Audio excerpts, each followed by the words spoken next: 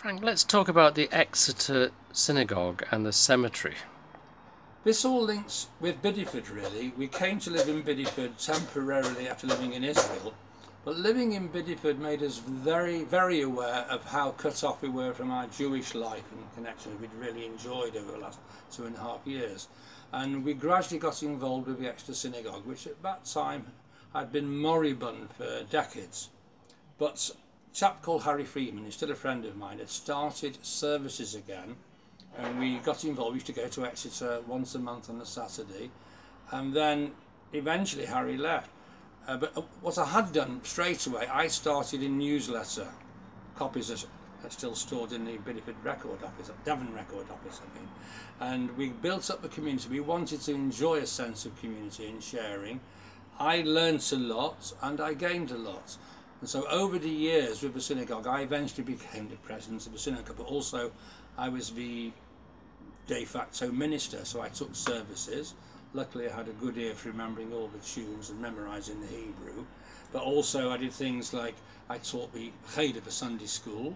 I did a lot of work in the wider community, visits. I started, it already happened in a little way, but I started a wider welcome of school groups coming to the synagogue. Luckily I was working part-time and I also had a job at the museum very nearby, so I could do these things as well.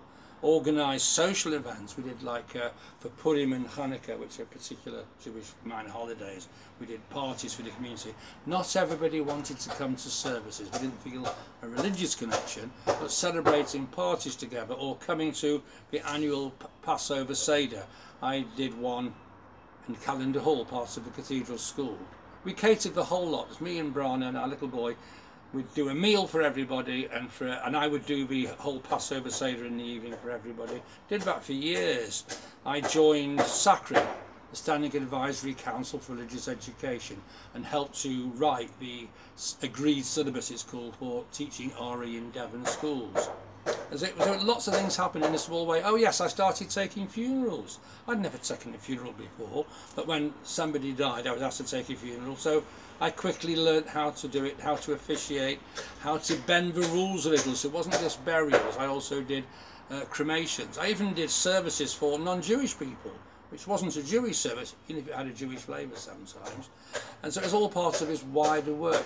And then I set up, Father David Friend was a Catholic priest with a Jewish mother. He was known as Father Julian Friend within the church, but his Jewish name was David. He asked me for a long time, would I set up a local branch of the Council of Christians and Jews?